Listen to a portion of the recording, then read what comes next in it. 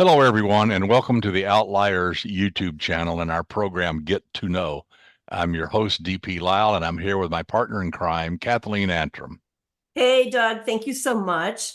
Today we've got a really interesting guest. I mean, fabulous, fabulous background. We could probably spend hours on just that alone. He's an award-winning author of 10 books and a few more in the drawer, I know. David Bethel, welcome to Get to Know. It's great to have you. Good to be here. Thank you very much. So I have a question. It's one of my questions I ask pretty much everybody. So tell us a little bit about your childhood, and was there anything about your childhood that you think led you to become a writer? Oh, absolutely. My father was in the Foreign Service, which meant we spent most of my formative years, up until the time I was in about ninth grade, traveling all over the place, from Europe to Asia to the Caribbean, never staying in one place longer than a few years, sometimes three Wow. cities within one country. Um, in the process of that, I missed a lot of formal education. There were whole months where we were traveling or changing schools. So my parents would always prepare a reading list for me, and I read voraciously, just because I enjoyed it, and also because my parents were looking over my shoulder, making sure I read. And then one day, I just decided, this is pretty cool. I can be anywhere I want, reading these books. Let me see if I can't try this myself. So that's what led me to being a writer, and what led me to discovering that I actually could make money doing this, or at least make a living, was I spent a summer in Washington as an intern for the then Florida Senator Ed Gurney. And when I was there, it became evident that there's a lot of writing going on. There were speeches to be done. There were congressional record entries. There were speeches on the floor. There were committee meetings that he had to attend. And he handed me a bunch of stuff, and I started writing, and that led to a 35-year career in Washington. That is so amazing and so interesting. I worked behind the scenes in the Senate for about 2 years, Oh, and yeah, it was very interesting. I think it was probably my best education, quite frankly. Of course, when I left there, I left claiming no party because everybody's as corrupt as everybody else, it seems. Yeah, yeah. today's politics is not what I grew up on. Back then, it was you sat down with on the people on the other side of the aisle. You decided on the common good. You sat there and you worked on things that would be the best for everybody, and then everybody went home, wrote press releases, and claimed victory. But at least everybody got a piece of the pie. I don't know what the hell's going on these days. Oh, I know, I know. It's actually frightening. And I started to see glimpses of it when I worked there. It was 04 to 07, basically, when I was going Yeah. back and forth. And um, it's just gotten so blatant now that I mean, I don't know. It worries me. But how interesting that you basically traveled the world. I mean, talk about an education going from country to country and living in all these various countries. Was it hard to make friends? Like, did you have imaginary friends, or did you just live in your books? Uh, yeah, making friends was tough. And if you made one, you didn't keep them very long. And most of my friends were from the same background, either military, traveling around, or foreign Mhm. service government. So there was no relative experience. You just assumed this is the way everybody lived. I did not have any other life than that until, as I said, I mentioned we got back to the States when I was in eighth grade. I didn't know any different. Imaginary friends, not so much. Probably reading and writing, and that's how I got into reading. I just kind of dove into a book and stayed there. Right, So right. at what stage in your career or what age were you when you actually said, okay, I can write a novel. I'm going to sit down and jump into this mess. Where along your timeline did this start? Oh, that wasn't till after I left Washington. And I don't know that I ever sat down and said, gee, I can write a book. I had, and this is the way I go with most of my novels. I had an inkling of an idea that was nagging at me. So I sat down again, having some experience writing. I knew I could write, and I sat down and I started writing this idea out. And 6 months later, it was a book. But I don't think I ever sat down and said to myself, "I'm going to write a book." In fact, I'm not sure I ever do that even now. I I mean, I know it's going to end up being a book because of the way my work process is, and that is to repeat myself. I have an inkling of an idea. The current book, Mapping the Night, for instance, I got that inkling from an article I read in the New York Times about a woman who was discovered dead. The police went up to her apartment to find out, how this all happened, and they found her son sitting at her side with a ice cube, trying to revive her with an ice cube because he said he turned and told the cops, "This is how my mother would bring me back to back to health." So I thought this would work, and that haunted me. That scene of this little boy with an ice cube over his dead mother, and then something else about that scene. The cops said it looked completely pristine, like someone had gone through not only to hide that they had been there, but just to clean the apartment. It was just immaculate. The third part of this was that this killer, they'd later discovered, only preyed on single mothers with boys as sons. So I put that all together. I started the book, and one thing led to another, and again I had Mapping the Night. Well, it Wow. sounds like you're more a pantser than an outliner, which is exactly what I do. So you have an idea, you start writing and see where it takes you. Yeah, I never outline anything. I've tried Yeah, that. I tried writing backstories for my characters. I know lots of authors do that, so they know right. exactly where they're going. I don't do that. I want to write the way I read. I want to be surprised. I don't know. I don't want to know what's coming around the corner until I've actually put it on the page. I love it. I do the same thing now. I started out outlining and ended up just let's go with it. Yeah, See great what minds. happens. Yeah. Yeah, Great yeah, yeah. minds think alike. That's a great story of how you got your idea Yeah. for this thing because that is a very chilling scene. Even no ice cube aside, and and that it informed you, and you took that and ran with it. Outstanding. I love that. Now, in any of your other books, have you tapped into your service in Washington or your travels growing up to write?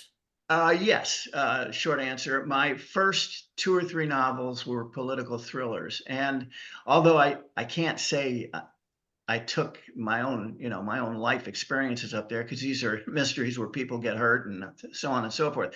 But I informed the novels. I made them real.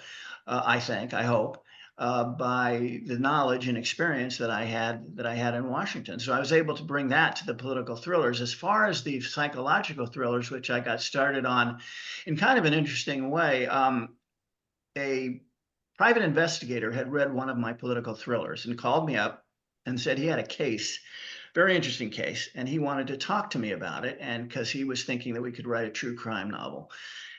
So he brought this story to me about a man who had been kidnapped, tortured, and extorted of all his money. He was a very wealthy man, and this is before the cell phones and the computers and all that, so they could do this simply by him signing checks to them. Um, so I got all of his journals, this gentleman's journals, the guy that was actually kidnapped. He lived through it, and I got his journals, and I got all of the background from the private investigator. I sat with the victim and interviewed him. I discovered that I'm just not made to write true crime books. I'm a novelist, and so I asked them if they would mind if I turned this into a novel. So they said fine, and I turned Blood. It's called Blood Moon. It's a novel about this man's experience, which was pretty horrendous. And I use that, as you know, as a novelist, you learn, like any other job, you learn from experience. And I learned from getting inside this man's head, his anxieties and his just everything that he had to go through, and I applied that in future novels. Most recently to Mapping the Night, because there are a couple of characters in that novel who are novices to all this and were very anxious and scared. So I used that, what I learned from this Mark Schiller was his name, who was kidnapped, what he was feeling at the time, and applied that to the current novel. Well, tell us about your two investigators in Mapping the Night, Eileen and Nadine. Who are they? And tell us a little bit about them. Well, Eileen Prado is a Hispanic, a young Hispanic woman who had gone through some horrendous experiences in New Orleans where she was on the police force, and she worked with the FBI to infiltrate some gangs, some narcotics gangs. And she was when they discovered who she was, they beat her up really badly. But she did such a good job, the FBI took her in. So that's the one character. The other character is Nadine Robinson, an African American woman who came up through the ranks in New York City, and is now the commanding officer of the 19th precinct, where the events take place that are, that people, the novel Mapping the Night. Now they get together and they're not real happy to be together because the New York City police force really does not want the FBI involved. Exactly. The FBI really didn't want to be involved necessarily until they discovered that one of the victims of this serial killer that's part of the novel, one of the victims is someone that the CIA does not want their identity discovered, because they have business in the country where this woman's family is from, and so they're trying to hide that. That's why they got the FBI involved, to try and hide that. Long story short, these two women started loggerheads and eventually become, as you might think, friends, and they help solve this awful crime. So do you see this as potentially becoming, or these characters potentially becoming serial characters that you might bring back? Well, as a matter of fact, Prado, Eileen, and her partner, Ira Fisher, started in another book I have called Wretched. And that's where they got their start. And to answer your question, yes, they got started in Wretched, and they are now part of a new book I'm working on, which is actually a prequel to Mapping the Night. So yeah, they're interesting characters given her background, and she is more or less a mentor to Ira, who's coming up in the ranks, who started on Capitol Hill, got bored, and joined the FBI. Boy, I mean, this is really exciting. I can't wait to read these books. So if you had advice to give to new authors that are just coming up and just starting out, what would you tell them? Well, the hardest thing about writing is sitting down and writing, to have the discipline to do that every day, no matter what. Sit down, go to the office, spend 4 or 5 hours writing until you're exhausted. I found that to me is one of the hardest things of all to do, to convince yourself that you have to do this. And I think everybody says, "Oh, I can write a novel." No, you can't. You really can't. You don't have the discipline to do that. So that would be number one. You gotta have the discipline. You can be a terrific writer, you can have all kinds of ideas, but unless you can sit down and do it, it's really a waste of time. The other one would be criticism. You have to be able to take criticism. By that I mean, I have enough rejection letters to paper my entire house. You can't let that bother you. You've got to be able to just put that aside. If you have confidence in your writing, say, "I know I can write, and I know I can write well, and this is what I'm going to do." I say those two things are probably most important things. Also, is to have some people who you can give your manuscript to, who will tell you things you probably don't want to hear, and you have to take that criticism. So true, so true. I'm always curious, and people who write political thrillers, and particularly who have lived in the political world for a while, were there situations where you had to have stuff vetted before you could add it to your story, or did you just make it up and stayed outside the line of fire, as it were? Well, what is the term? Better to ask for forgiveness than permission. Yes. Exactly. I kind of live by that rule. Yeah. I've written, and I've never asked anybody if they would mind if I wrote it or not. Now, I've had people come back to me and say, "I know who that is," in the novel, and I know that, I remember that situation. But no one's ever said I couldn't put something in a book. Cool. I mean, as a speechwriter and with all the different positions you held, did you have to have clearance? Oh yeah, yeah, absolutely. Mhm. Especially not so much on the Hill when I worked on the Senate and the House sides. Right. You don't have to have that. But when I worked for I worked for the Reagan and Bush administrations, and in those instances, yes, absolutely, I have to have top secret clearance in most of those roles, and especially when you're writing for when you're writing in the White House or when you're writing for cabinet secretaries, as I did, and Mhm. you're getting information that you have to that's not public information, and you have to figure out a way to write it without divulging things that shouldn't be divulged. So yes, you do have to have top secret clearance in most of these instances. Mhm. Mhm. I mean, it had to be fabulous. And, now when you go to write, there having had clearance, there probably are things that you probably, I would think, still to this day, can't really talk about. So is it hard for you to make sure that those things don't sneak in, without, you know what I mean? Like Yeah, no, I know what you're when talking. you I get in the don't. zone and Yeah. you're, Um, so far, I can't say that it's been a problem. Possibly because I'm so used to not writing about those things or being able to translate them in a way that's not going to cause a problem. But so no, I've never had that problem. But I'd like to think that if I got to that point, I'd be smart enough to know that this shouldn't be included in whatever I'm writing. sure. Because I know having, worked on the Hill and done a lot of interviews, a lot of tons of research for different articles and what have you, that I always start out with telling people, don't tell me anything that you don't want to see in print, because I may forget that you're telling me this is off the record or so just don't tell me that part, whatever, Yeah. because I worry about getting in that zone and, yeah.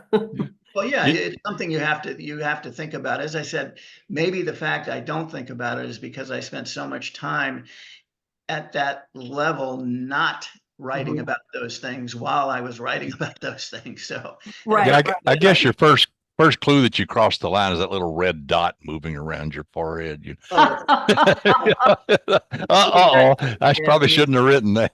yeah, A when you little see that, laser you know you got to accident. stop. When you worked in Washington, was there ever a time that you were afraid?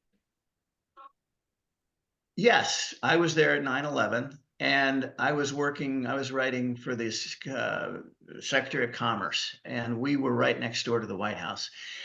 And when we figured out what was going on after the first two planes hit, and we found out there was a third plane flying around up there, they they evacuated the White House and they evacuated most of us around that area because they thought the third plane might be headed in that direction. The first place they thought about that it might be headed was the White House.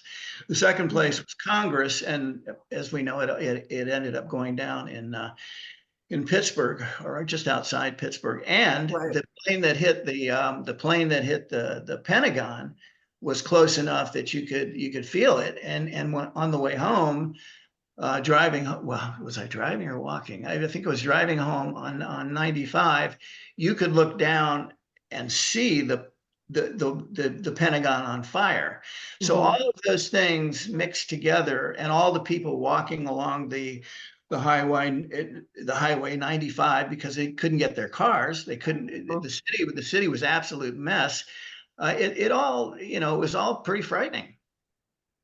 Yeah, I know, there was times when I was on the Hill where they'd lock down because they thought there was a active shooter in, Yeah. or how, yeah, I mean, just so I wondered, especially having worked at the White House, it is so close to, um, the name of that airport right there. The flight pattern is so Oh, close. Reagan Airport. Yeah. Reagan. Yeah, Reagan. Yeah, that yeah, I can only imagine. But you were never threatened, I mean, by anybody, or, any stories like that that you might write about where you were working there, any of No, those no, kind of things? nothing so dramatic. Now, if I No, had, that would have been my first story.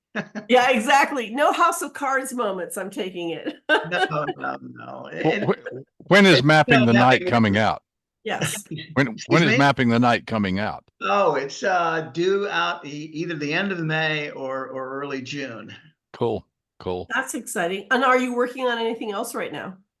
Well, as I mentioned, I'm working on a prequel to Mapping the Night. I can't say I'm sitting down every morning and doing it. I'm more or less thinking about it and rereading some parts of Mapping the Night and some of the other books that these two are in to get a flavor. Also doing some research on I'll reveal some of it. Some of the story takes place in the country of Suriname, which is a small country in South America. So I'm having to do a lot of research on Suriname. So that's keeping me busy. Will you travel there for the research? I don't think so. What I've discovered, and I guess it's this day and age, is that there are lots of YouTube videos on the country and on various places, in the country. And so I'm using those right now. Now, if it gets to the fact that I'm uncomfortable with something I'm writing and I feel like I have to go there, I might go there. For instance, I traveled to Las Vegas for part of some research on one of my novels because it had to do, it's not called Unheard Of. And in that novel is one of the scenes, or actually quite a few of the scenes, have to do with the tunnels underneath Las Vegas. I don't know if you're aware of this. There are 200 miles of tunnels underneath Las Vegas. So Had no idea. okay, I again, this is one of those things I just read somewhere about that, and What are they there for?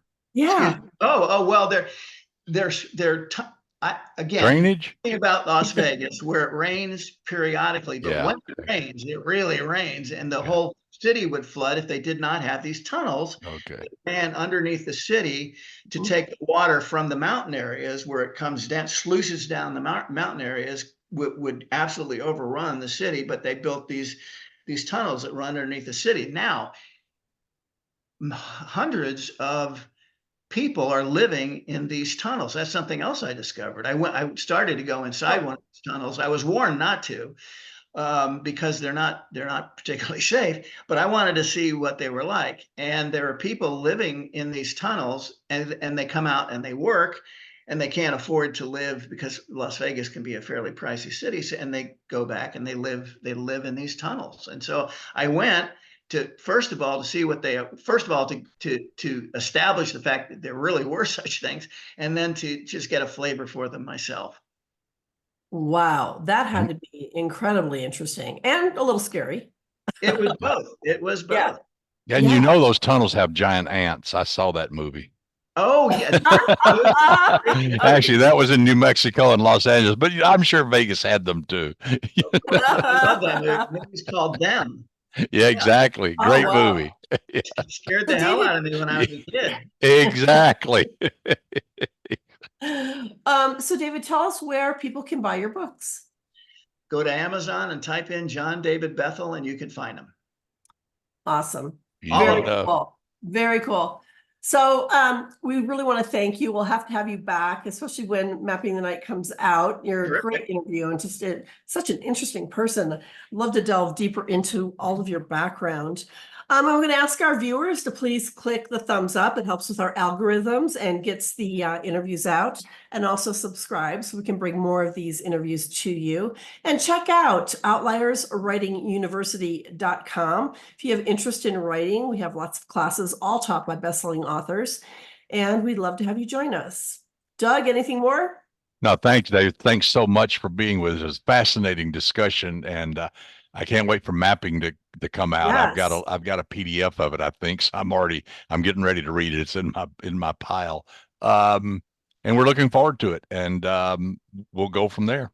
Okay, thank you. When you read it, be sure and get a hold of me and let me know what you think of it. Even if even if you have to critique it for me. I appreciate that. That's a professional writer right there. Right. That's it right there. I want to learn more.